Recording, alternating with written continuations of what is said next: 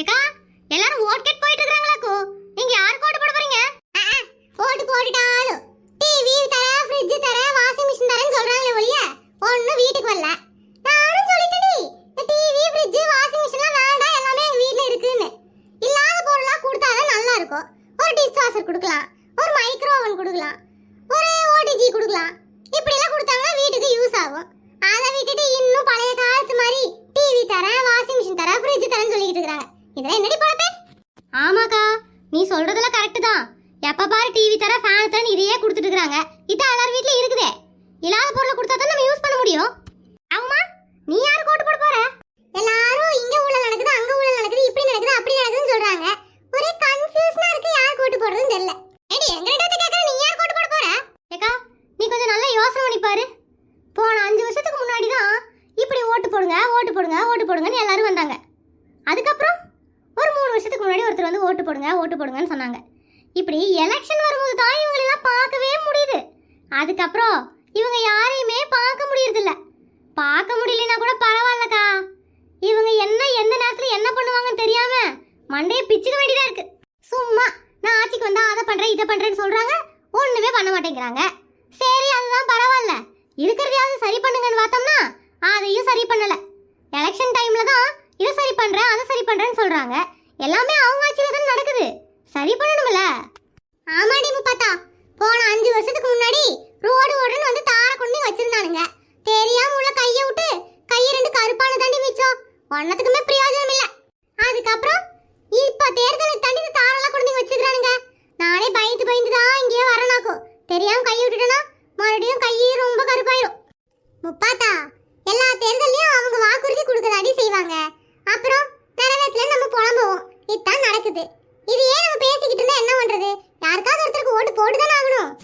உமா, ஓட்டு போடுறது முக்கியம் இல்ல, ஆனா யாருக்கு போடுறோங்கிறது தான் ரொம்ப முக்கியம். அனுதாபத்துல ஓட்டு போடுறது, பரிதாபத்துல ஓட்டு போடுறது, இவங்க வந்து அதை செஞ்சிருவாங்க நம்பிக்கையில் ஓட்டு போடுறது எதுவுமே வேண்டாம். ரொம்ப சிந்திச்சு தான் இந்த தடவை ஓட்டு போடணும். யாரு வந்தாலும் நமக்கு எதுவும் நடக்க போறதில்ல. நம்ம வீட்டுக்காரங்க வேலைக்கு போனாதான் நமக்கு சாப்பாடு, நாமே அதையெல்லாம் பார்க்கணும். ஏக்கா, இப்படியே நமக்கு என்ன விட்டுட்டு போனோம்னா நம்மளோட உரிமைகளை எல்லாம் யார் கேட்பாங்க? நம்ம தான் டாக்ஸ் எல்லாம் கட்டுறோம்ல. ஏக்கா, கவர்மெண்ட்டுக்கு கண்ணுக்கு தெரிஞ்ச ஒரு அமௌண்ட்டை கட்டுறோம்னா கண்ணுக்கு தெரியாம ஒரு அமௌண்ட்டை நம்ம கட்டிக்கிட்டு தான் இருக்கோம். அதெல்லாம் எப்படின்னு கேளுங்க. கரண்ட் பில் கட்டலன்னு வச்சுக்கோங்களேன், ஒரு நாள் லேட் ஆச்சுன்னா போதும், அதுக்கு ஃபைனுன்னு ஒரு அமௌண்ட் போடுறாங்க. இப்படி ஃபைனுன்னு எல்லா விதத்துலையும் போட்டுட்டு இருக்காங்க. கரண்ட் பில் மட்டும் இல்லை, வீட்டு வரி, தண்ணி வரி, இப்படி எல்லாத்துக்குமே போட்டு தான் இருக்காங்க. எல்லா மக்களும் கட்டிட்டு தான் இருக்காங்க. இந்த மாதிரியான அமௌண்ட் எல்லாம் என்ன பண்ணுறாங்க அப்படிங்கிறது யாருக்கும் தெரியாது. கேட்டால் எல்லாமே மக்களுக்காக செலவு பண்ணுறோம் தான் கணக்கு காமிப்பாங்க. ஏடி, இந்த ஃப்ரீ பஸ்லாம் விட்டுருக்காங்கல்ல, அதெல்லாம் கவர்மெண்ட் நமக்கு நல்லா தானே பண்ணிட்டு இருக்குது. ஏக்கா, இந்த ஃப்ரீ பஸ் அப்படின்னு சொல்கிறது ஒரு அருமையான திட்டம். ஆனால் இந்த திட்டம் முழுசாக மக்களுக்கு போய் சேருதா அப்படின்னு கேட்டால் கண்டிப்பாக சேரலன்னு தான் சொல்லுவாங்க. முதல்ல ஒரு ஏரியாவுக்கு 10 பஸ் விட்டுருக்காங்க அப்படின்னா ஃப்ரீ பஸ் எப்படியும் ஒரு 5 பஸ்ஸாவது இருக்கும். ஆனால் இப்போல்லாம் அதை 2ஆக குறைச்சிட்டாங்க.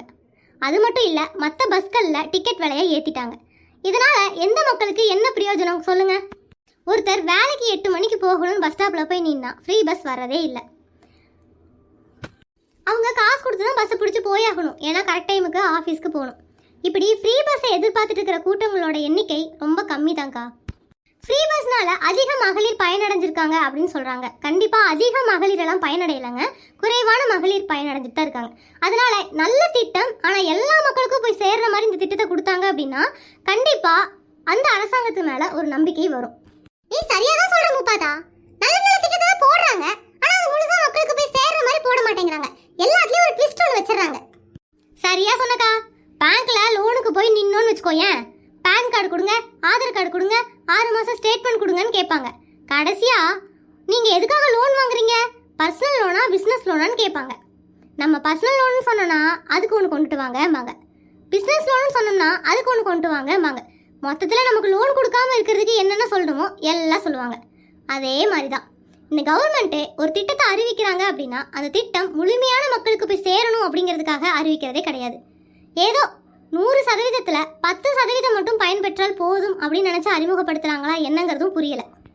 எந்த திட்டம் எல்லா மக்களையும் போய் பயனடைய செய்யுதோ அந்த அரசாங்கம் தான் நம்பிக்கைக்குரிய அரசாங்கம். திட்டம் மட்டும் போட்டா பத்தாதுங்க, அந்த திட்டம் எல்லாருக்கும் பயனும் கொடுக்கணும். இப்படி எலெக்ஷன் டைம்ல ரோடு போடுறேன், அதை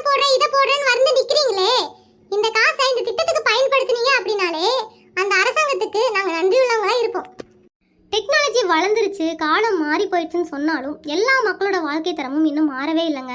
5க்கும் 10க்கும் போராடிட்டு தான் இருக்காங்க. பசியும் பட்னியுமா தான் வாழ்க்கையை ஓட்டிக்கிட்டு இருக்காங்க. ஒவ்வொரு அரசாங்கம் வரும்போது இதை பண்ணுற அதை பண்ணுறேன்னு வாயில் சொல்கிறாங்களே ஒழிய அவங்க அதை செய்யறதுக்கான ஸ்டெப் எடுத்து வைக்கிற மாதிரி தெரியவே இல்லை. ஆனால் ஒன்றே ஒன்று சொல்லலாம், கண்டிப்பாக இதை சொல்லி தான் ஆகணும். எந்த மக்களுக்கும் இலவசமாக எதுவுமே கொடுக்க வேணாம். யாருக்கும் பேங்க்கில் இலவசமாக காசும் போட வேண்டாம். பணத்தை எப்படி சம்பாதிக்கிறதுங்கிறத மட்டும் சொல்லிக் கொடுங்க. ஒவ்வொரு வீட்டில் குடிச்சு அழிக்கிற புருஷங்க மத்தியில் ஒவ்வொரு பெண்களும் தங்களோட குழந்தைங்களை வளர்க்குறதுக்கு எவ்வளோ கஷ்டப்படுறாங்க. அவங்களோட வாழ்க்கை தரத்தை மேம்படுத்தணும் அப்படிங்கிற எண்ணம் யாருக்குமே இல்லை. ஆனால் நம்ம எலெக்ஷன் டைமில் ஓட்டு மட்டும் கேட்டுட்டு எல்லா வீட்டு வாசலையும் போய் நிற்போம். யார் ஜெயிச்சு வந்தாலும் சரி, இலவசமாக எதுவுமே கொடுக்காதீங்க. அக்கௌண்ட்டில் 1000 2000 தயவு செய்து போடாதீங்க. நீங்கள் தான் ஆட்சிக்கு வந்தால் இந்தியாவே உங்கள் கையில் இருக்குமே. ஒரு ஃபினான்ஷியல் அட்வைசர் கிடைக்க மாட்டாங்களா உங்களுக்கு? ஃபினான்ஷியல் அட்வைசரை வச்சுக்கிட்டு ஒவ்வொரு தனி மனித குடும்பத்துக்கும் எவ்வளோ செலவாகுங்கிறத யோசிச்சு அந்த அமௌண்ட்டு கிடைக்கிறதுக்கு ஏதாவது வழி பண்ணீங்க அப்படின்னா நீங்கள் உண்மையாக மக்களுக்கு ஏதோ செய்கிறீங்கிறது அர்த்தம். இந்த இந்தியாவில் பிச்சைக்காரங்க யாருமே இருக்க மாட்டாங்க. வறுமை கோட்டுக்கு கீழே யாருமே இருக்க மாட்டாங்க. சாப்பாடு இல்லாமல் யாருமே இருக்க மாட்டாங்க. இலவசமாக மருத்துவத்தை தர மாட்டேங்கிறீங்க, கல்வியை தர மாட்டேங்கிறீங்க. எப்படி தாங்க ஒருத்த குடும்பத்தை ஓட்டுவான்? கொஞ்சமாவது இந்த டெக்னாலஜி மாறின மாதிரி, இந்த காலம் மாறின மாதிரி மக்களோட நிலைமையும் மாற்றினீங்க அப்படின்னா என் ஓட்டு உங்களுக்கு தான்.